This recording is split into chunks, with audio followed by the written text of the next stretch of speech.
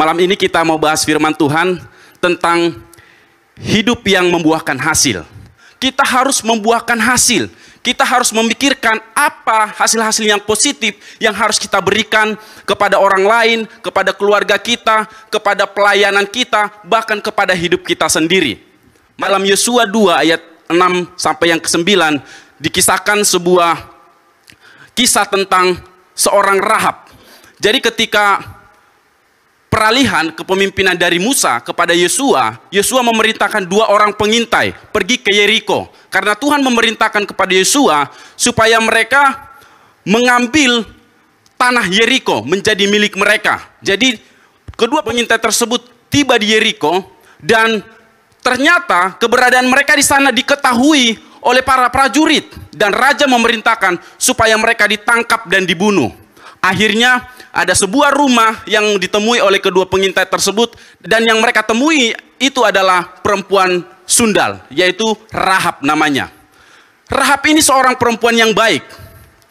Dia mengizinkan 2 pengintai ini masuk ke rumahnya dan akhirnya dijamu. Nah, pada waktu sedang dijamu, ada orang-orang yang menanyai keberadaan 2 pengintai tersebut. Dan perempuan tersebut menjawab, mereka tidak ada di sini, mereka baru saja pergi. Dan setelah itu prajurit pergi dan perempuan Rahab ini bertemu lagi dengan kedua pengintai ini dan kedua pengintai tersebut diselamatkan, lalu mereka disuruh turun melalui tali.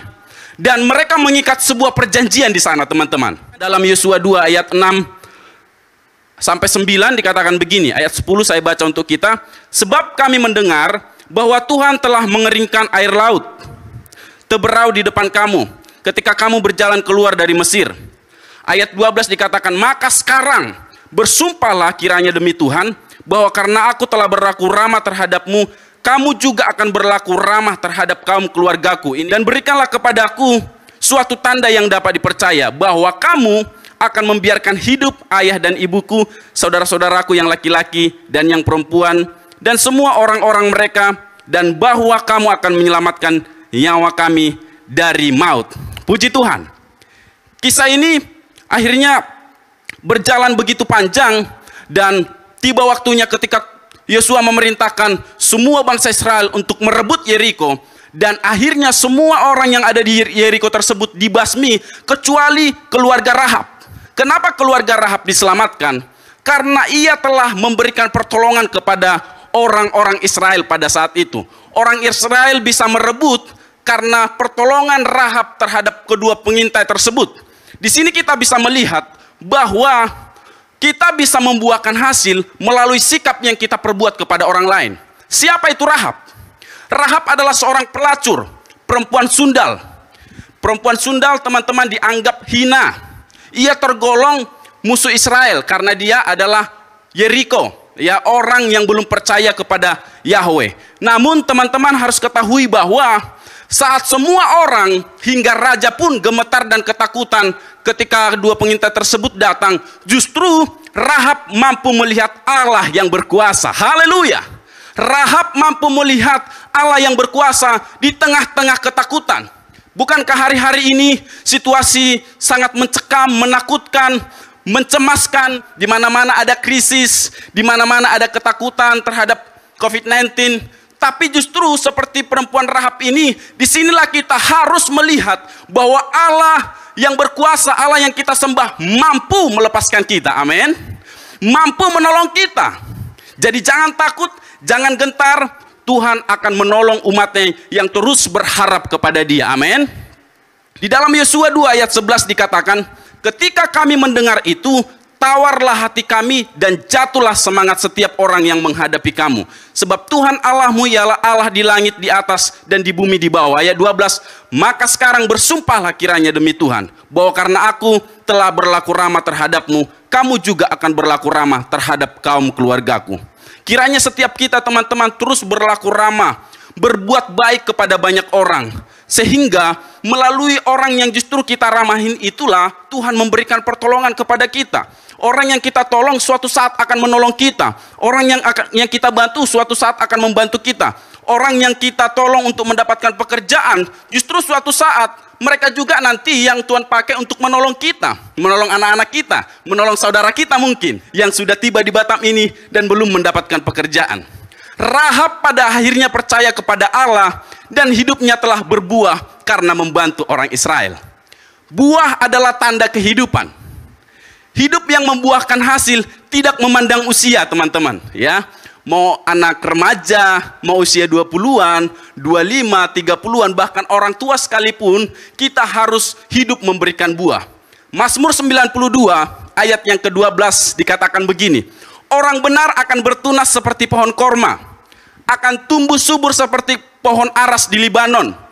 Pohon yang masih berbuah di masa tua tetap hijau dan segar.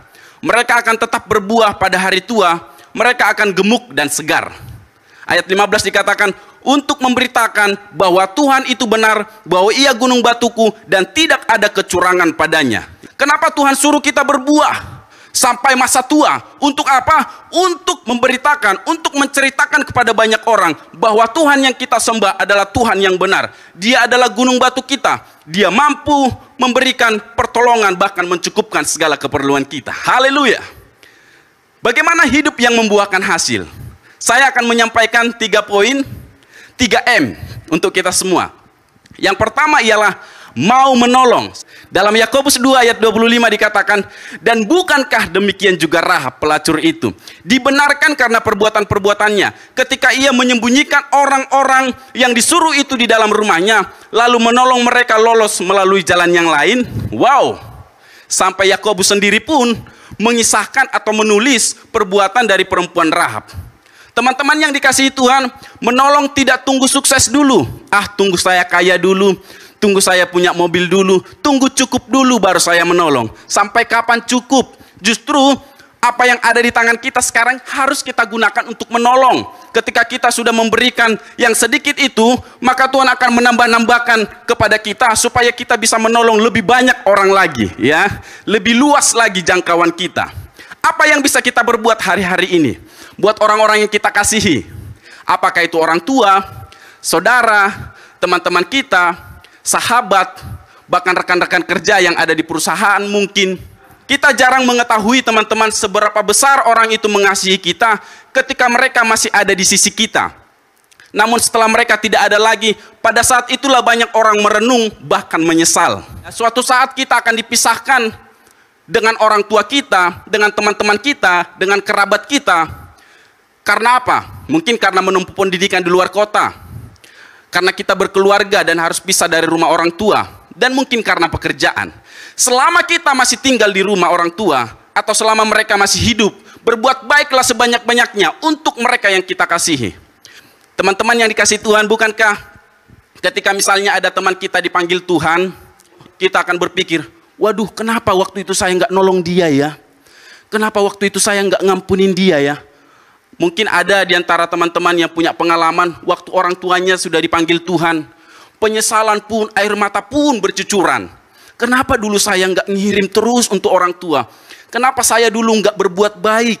Kenapa dulu saya nggak sering telepon orang tua nanya kabar? Justru setelah orang itu pergi, kita jadi merenung, mengetahui, menyadari bahwa orang itu justru mengasihi kita. Teman-teman yang dikasihi Tuhan, selama kita memiliki orang tua, sahabat atau saudara-saudara kita mungkin yang sedang sehat, kasihi mereka. Beri pertolongan kepada mereka. Jangan enggan menggunakan tanganmu untuk menolong mereka. Ya, bagi teman-temanku yang merantau di kota Batam ini, sisihkan sedikit untuk menolong mereka, untuk membantu mereka. Mungkin 300.000 cukup untuk belanja ke pasar, kira-kira begitu ya. Bukan soal jumlahnya, tetapi bagaimana kasih kita, jiwa kita berkorban untuk mereka. Haleluya. Hal yang harus kita ketahui, teman-teman, saat kita sukses atau susah, hanya orang tua yang mengerti kita. Batin orang tua akan menderita kalau kita susah.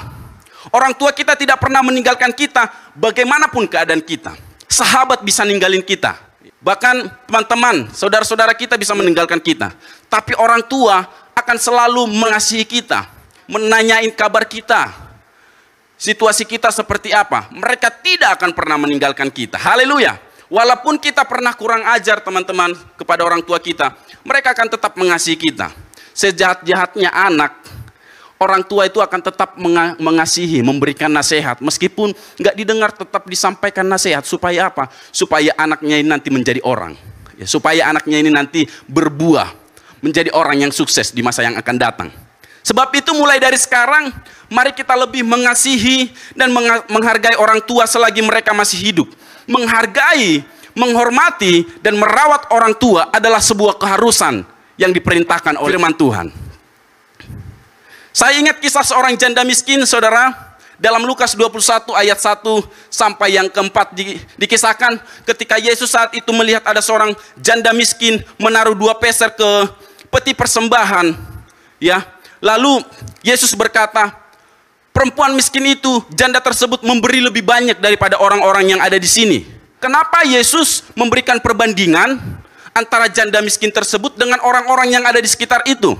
Karena janda miskin ini memberikan dari seluruh yang dia punya. Sementara orang-orang yang ada di sekitar itu memberikan dari kekayaan mereka. Artinya ketika diberikan 1 juta, masih banyak tabungannya, masih banyak modalnya, nggak akan kelaparan. Tapi janda ini memberikan dari seluruh miliknya. Teman-teman yang saya kasih, pemberian seseorang ditentukan bukan oleh jumlah yang ia berikan, tetapi oleh jumlah pengorbanan yang terlibat dalam pemberian itu. Pemberian janda ini menuntut segalanya daripadanya. Ia memberi sebanyak-banyaknya yang dapat diberikannya. Wow. Prinsip ini dapat diterapkan pada segala pelayanan kita bagi Yesus. Ia menilai pekerjaan dan pelayanan kita tidak berdasarkan ukuran atau pengaruh atau keberhasilannya, tetapi berdasarkan kadar pengabdian, pengorbanan, iman, dan kasih yang tulus yang terlibat di dalamnya. Yang kedua ialah, selain mau menolong, mau bersaksi atau mau menyaksikan. Karena tindakan Rahab tersebutlah ia dan keluarganya diselamatkan, aman dari kepungan bangsa Israel. Tindakan baiknya telah menjadi kesaksian bagi keluarganya. Wow, ini luar biasa. Jadi teman-teman, berdoalah kiranya melalui kehidupan kita, ketika kita dipanggil oleh Tuhan, anak-anak muda dipanggil oleh Tuhan, kita dipakai oleh Tuhan menjadi alatnya untuk menyelamatkan keluarga kita, untuk memberitakan Injil kepada keluarga kita. Bagi anak-anak muda, mungkin yang keluarganya masih tinggal dalam perdukunan, belum percaya kepada Tuhan yang ada di kampung, ambil waktu setiap saat, sampaikan firman kepada mereka. Kita tidak tahu keberadaan mereka saat ini, tetapi satu hal yang kita percaya, ketika kita berdoa dan menyampaikan Injil kepada mereka, kiranya Injil itu bekerja oleh kuasa Roh Kudus di hati mereka, sehingga hati mereka dilembutkan dan mereka sungguh-sungguh di dalam Tuhan. Itu yang kita percaya. Tugas kita memberitakan, namun pekerjaan Roh Kuduslah yang membuat mereka percaya dan sungguh-sungguh kepada Tuhan. Nomensen adalah seorang penginjil di Tanah Batak. Saya ingin ceritakan sedikit kisahnya. Ceritakan begini, setelah ia tiba di Sumatera, tepatnya di Padang, jadi pertama kali ia menginjakan kakinya di Indonesia, itu di Sumatera, di Padang. Ia melanjutkan perjalanannya ke Sibolga, ke kota saya tepatnya ya. Di tempat ini ia mulai mengadakan pendekatan kepada orang-orang Batak di daerah Barus. Sekalipun ia sangat ramah terhadap penduduk, namun ia mendapat banyak kesulitan dan bahaya selalu mengintainya. Apalagi sebagian besar penduduk mencurigainya sebagai mata-mata Belanda yang hendak menaklukkan bangsa Batak. Oleh karena itu, mereka berusaha mengusirnya, namun ia tidak takut. Sambil berkhotbah, ia mengobati orang sakit dan menghibur rakyat dengan harmonika. Dan kemudian pada tahun 1864, ia pindah ke Selindung di Siatas Barita. Ia melihat pesta Batak dan biasanya disembelih seekor kerbau dan seorang manusia. Ceritanya, konon kalau ada pesta Batak, maka 1 ekor kerbau, bahkan seorang manusia akan menjadi korban untuk dipersembahkan kepada roh nenek moyang. Karena mereka tidak menyukainya, maka si Baso, pengantar roh-roh halus, biasanya si Baso ini orang yang memang di pesta itu kesurupan begitu ya, menyuruh membunuh Nomensen. Tetapi ia malah tampil ke depan dan berkata, roh yang berbicara melalui si Baso ini bukanlah roh si Atas Barita, nenek moyangmu, melainkan setan. Wow. Nomensen sangat tegas waktu itu menentang pemujaan berhala yang dilakukan oleh orang-orang Batak pada zaman itu. Dan Melalui pelayanannya teman-teman, akhirnya bangsa Batak yang kita kenal sekarang percaya Tuhan akibat pelayanan Nommensen. Puji Tuhan. Dan setelah Nommensen berkata demikian, si bakso jatuh tersungkur dan mereka pun bertobat. Dan pada tahun 1873, Nommensen mendirikan gereja, sekolah, dan rumah pribadinya di Pearaja, yang sekarang menjadi pusat gereja HKBP. Kita melihat bagaimana Nommensen berjuang memberitakan Injil demi keselamatan orang-orang Batak. Dia datang dari Jerman jauh-jauh hanya untuk menyelamatkan satu suku yang besar supaya mereka percaya kepada Tuhan. Bukankah kelompok kita yang sudah percaya atau orang-orang Batak, teman-teman, atau siapapun di antara kita, maupun orang Jawa, orang Chinese, suku apapun, orang Manado, bukankah kelompok kita yang sudah percaya kepada Tuhan sekarang sudah lebih banyak? Seharusnya kita dengan gencar, kita dengan semangat dan gairah yang baru menyampaikan berita Injil kepada banyak orang, kepada keluarga kita, kepada teman-teman kita, kepada banyak orang, supaya mereka percaya kepada Yesus Kristus. Haleluya. Di dalam 1 Korintus 9 ayat 16, tulisan Paulus berkata demikian, karena jika aku memberitakan Injil, aku tidak mempunyai alasan untuk memegahkan diri. Sebab itu adalah keharusan bagiku. Celakalah aku jika aku tidak memberitakan Injil. Sama-sama katakan yang di rumah-rumah. Taruh tangan kananmu di dada, katakan, celakalah aku jika aku tidak memberitakan Injil. Ya, ini firman Tuhan, gak usah takut. Katakan, celakalah aku jika aku tidak memberitakan Injil. Itu sebabnya mulai malam ini, yang jarang nelpon orang tua, yang jarang sharing firman dengan keluarganya, ambil teleponmu. Nggak mesti ketemu ke rumahnya. Telepon mereka, sharing firman, kuatkan, bangun mereka yang putus asa supaya mendapatkan pengharapan yang baru. Haleluya. Teman-teman, di zaman sekarang ini penginjilan lebih banyak melalui media sosial. Pastinya semua punya handphone. Aplikasi-aplikasi di dalam media sosial, ayo kita gunakan untuk memberitakan kabar baik. Nggak mesti harus ada ayat-ayat firman-Nya. Yang penting kontennya membangun, kontennya memberkati, bisa kesaksian bagi teman-teman anak-anak muda yang sedang berusaha sekarang, yang memiliki kebun, contoh, atau yang jadi kurir, mengantar barang-barang ke sana kemari. Jangan malu, biar kiranya melalui pekerjaan kita, orang-orang juga diberkati, orang-orang mendapatkan ide yang baru, orang-orang mendapatkan inovasi-inovasi yang baru melalui tindakan kita. Jangan malu ketika kita mengerjakan hal kecil. Justru kadang-kadang hal-hal kecil itu membuat orang terpengaruhi, membuat orang justru bertambah semangatnya. Itu sebabnya ayo gencar, gunakan Facebookmu, Instagram, gunakan WhatsApp, gunakan media-media sosial lainnya untuk menyebarluaskan kabar baik, supaya ketakutan diganti dengan keberanian, supaya amarah diganti dengan kesabaran, supaya kasih itu menyebar ke hati banyak orang. Yang ketiga ialah mau melayani. Teman-teman yang dikasihi Tuhan, melayani adalah sebuah kehormatan, bukan beban. Jadi kalau kita diberi kepercayaan melayani, lakukan dengan sukarela, dengan hati yang tulus, sebab itu adalah pekerjaan yang mulia di hadapan Tuhan. Dalam Markus 10 ayat 45 dikatakan, karena anak manusia juga datang bukan untuk dilayani, melainkan untuk melayani dan memberikan nyawanya menjadi tebusan bagi banyak orang. Kalau kita sudah dilayani oleh Tuhan, Dia datang dalam kekudusannya, Dia meninggalkan tahtanya di surga turun ke bumi ini untuk melayani kita yang hina. Seharusnya kita membalasnya dengan kebaikan. Kalau Tuhan sudah melayani kita, seharusnya kita berpikir, Tuhan, apa yang bisa aku buat ya terhadap kasih-Mu? Dengan apa akan kubalas perbuatanmu? Dengan apa akan kubalas kasih-Mu dan kebaikan-Mu? Itu yang harus kita pikirkan. Orang yang dewasa tidak selalu menuntut Tuhan apa yang bisa Tuhan berikan kepada saya. Tetapi orang yang dewasa akan berkata, apa yang bisa saya berikan untuk Tuhan? Amin. Kita tidak tahu sampai kapan perjalanan kita di dunia ini, teman-teman. Namun selama Dia memberikan kesempatan, mari kita memberikan hidup untuk melayani pekerjaan Tuhan. Mari kita melayani Tuhan dan sesama kita.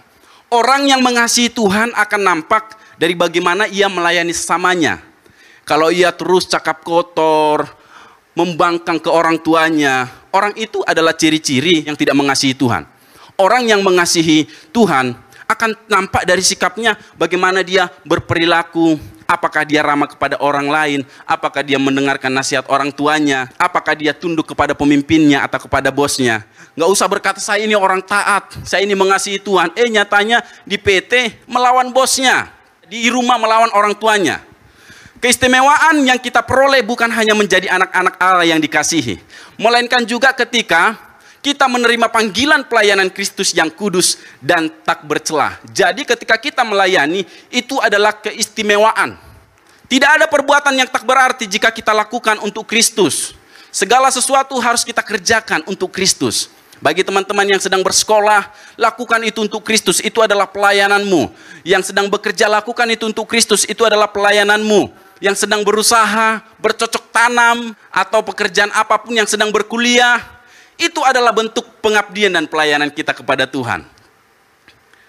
Menjadi yang terbesar sama dengan menjadi pelayan. Selama ini kita berpikir bahwa orang yang terhormat, orang yang terbesar itu adalah orang yang duduk di kursi raja, orang yang duduk di altar, ya, orang yang duduk di kursi paling tinggi atau di kursi terhormat. Tidak.